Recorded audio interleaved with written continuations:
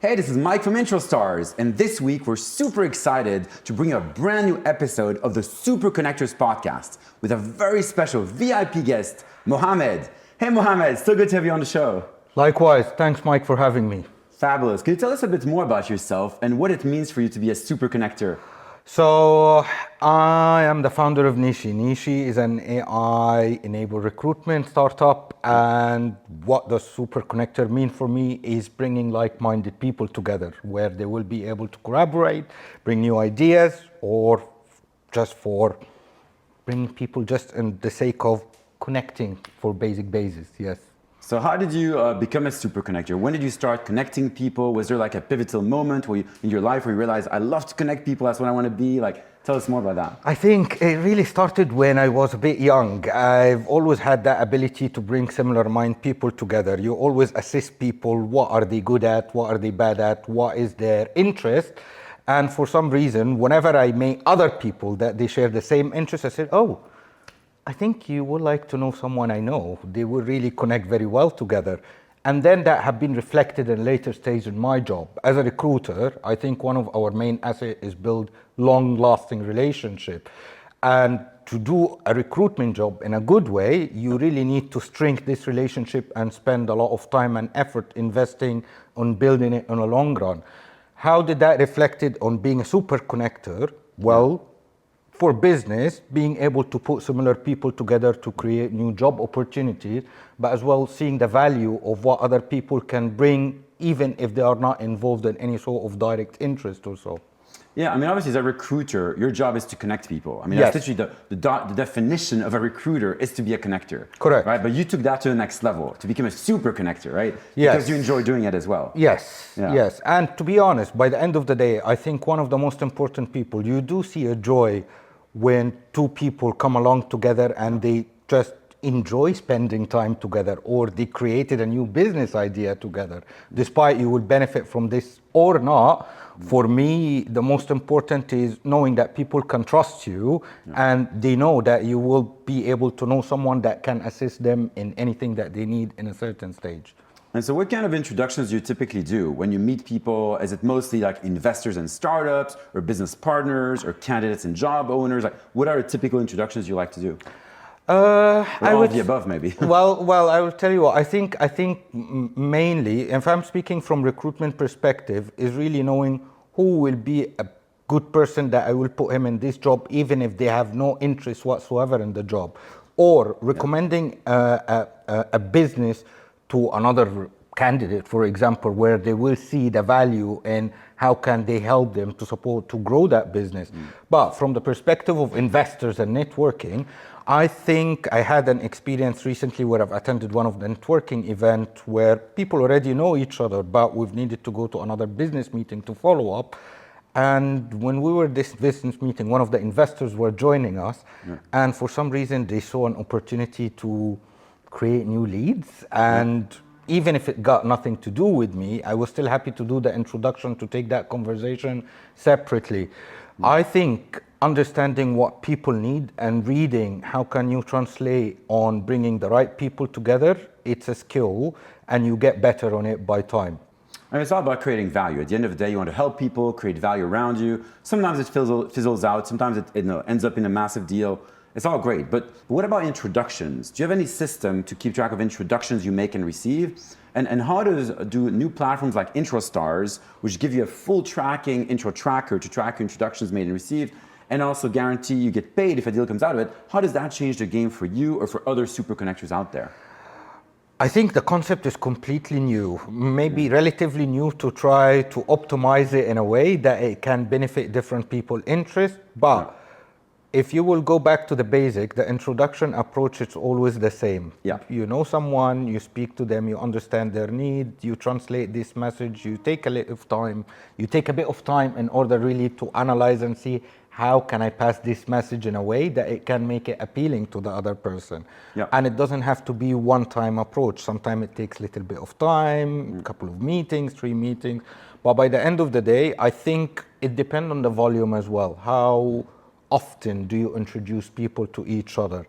And I think intro stars, usually it's very helpful if you have a volume of introduction and you think you can generate any sort of good business leads on the long run, and how can you generate some sort of revenue using your network that can benefit for everyone. But if you don't do this as often or a volume, I think usually I intend to go to the classic old way, personalized, very one-to-one approach. Yep. And usually I do like to do, I'm not a big fan usually of online meeting, although these days sometimes it's very convenient, but there is nothing better than the best classic approach of spending some quality time with someone, having a coffee and going through a conversation. Of course. And to be honest, it's not all or nothing. I think it's a good mix. So my approach, for example, I make introductions every day. I love to introduce people as a super connector like you, as many introductions as possible. And some introductions are just literally to help people, let's say two startup founders, introducing them to each other, or business partner, potential candidates to jobs, and all that stuff. I use LinkedIn, I use emails, I use WhatsApp, just regular tools to introduce people. However, when you talk about larger deals, where it's like a vendor selling a product or a service and a potential client, where it's a deal of 20,000, 50,000, 100,000 pounds, in those kind of situations, that's where I would typically use intro stars. Correct. Because then you can really track those introductions, you can follow up, and obviously if a deal comes out of it 6 months later, you can get paid a referral commission as well. Yeah. And it's really helping lots of super connectors like yourself and monetize those introductions. So let's talk about monetization a bit here. You obviously, as a super connector, you make lots of introductions. How do you walk that fine line of building trust with all the people you know, but also monetizing those introductions? How do you make sure like those two things are not mutually exclusive and you can keep that trust, but at the same time monetize? I think I would say really understanding the room and the interest of the person first, because it's a process, and sometimes you cannot systemize it in a way where you will say that meeting will be good and it will support you in order to generate good leads, which can translate into a good deal in a later stage. Yeah.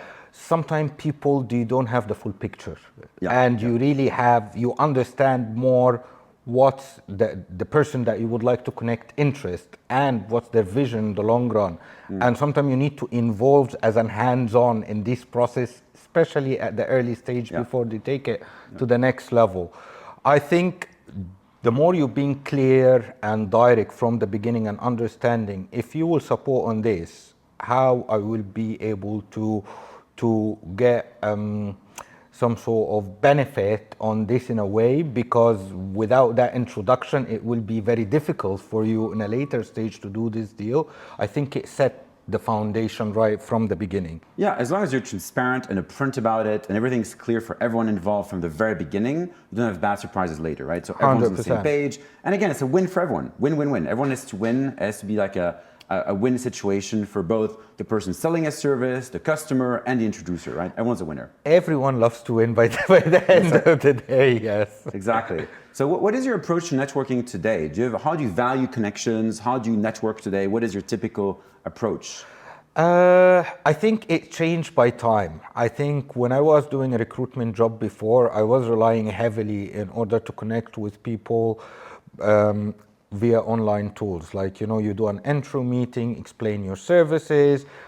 Despite that, how can you help their businesses, maybe to recruit, or maybe how can you expand those candidates' network in order to get more jobs. But the later stage, the more I moved into being a founder mode, I would say, I think you needed to change your approach to be more, you need to attend many networking events, you need to speak to many people, and as well, it's a hybrid approach or model. Sometimes networking event can be a great intro just to get the first warm conversation to break the ice. But if you would like to get in much more depth conversation, you really need to invest maybe to follow up in one time or two time in a later stage where you can build that one-to-one connection.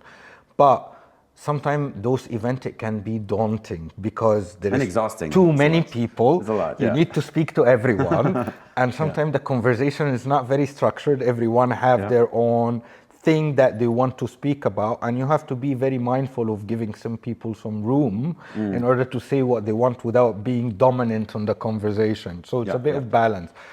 The second thing I think I'd like to is really more when you are invited to some sort of personal events, let's say, where you will have much more one-to-one approach.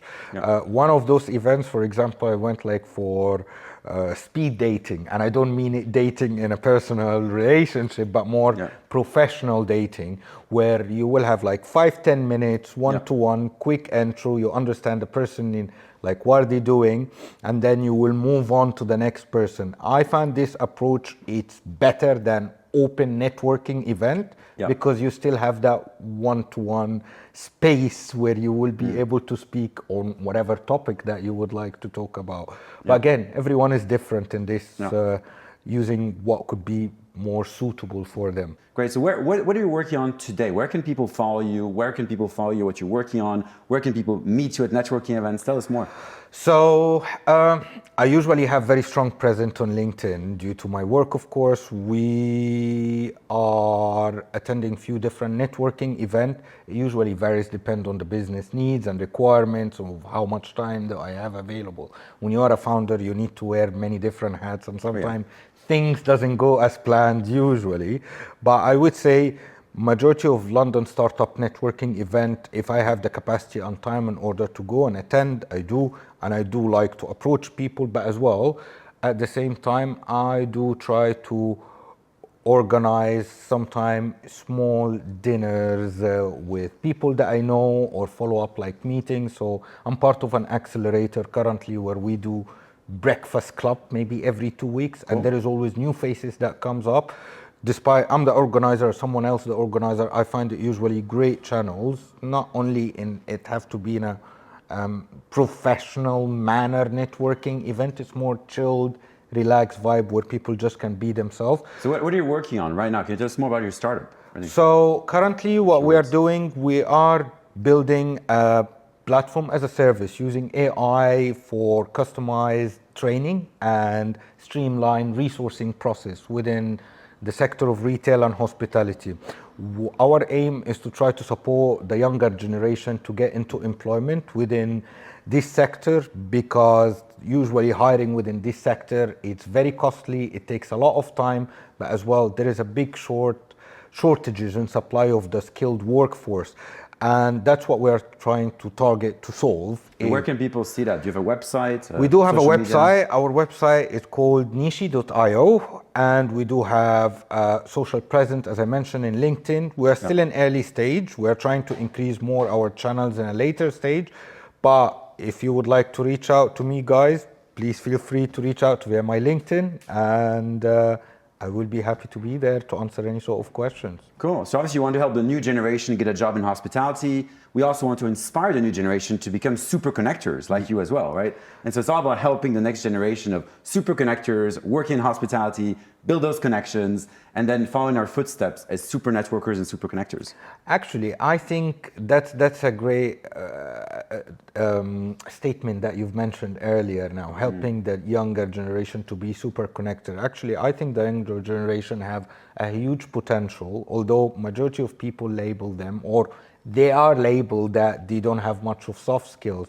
I think they are very good in social networking if you put them together. But I think what they are lacking is some sort of guidance, and the bias usually towards this generation that they get bored quickly, which I totally, or they don't have the emotional capacity in order to do jobs, which I totally disagree with. I think everyone have something to add or value to bring, but the problem that this generation face, that they grow up in a very challenging environment with many events that took place, in a way seeing their older generation of their parents working in corporation for very long time, and they value life.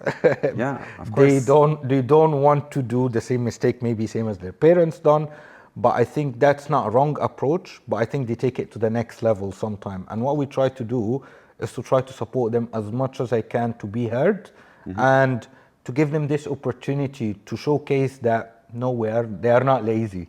They just need the space to express themselves. Yeah, and we need to inspire them. So hopefully 100%. with today's conversation, we managed to inspire at least some people. I hope so. To I go hope out there, so. go networking, go meet people, build their network, and become super connectors. I hope so. Great. I hope Thank you so much, Mohamed. Great Thank conversation. you so much. I really enjoyed it. Thanks, Mike, for And, having me. It has been a pleasure. Absolute pleasure. And I hope to see you very soon at lots of networking events. Looking forward for it. Awesome. Take care. Thank you.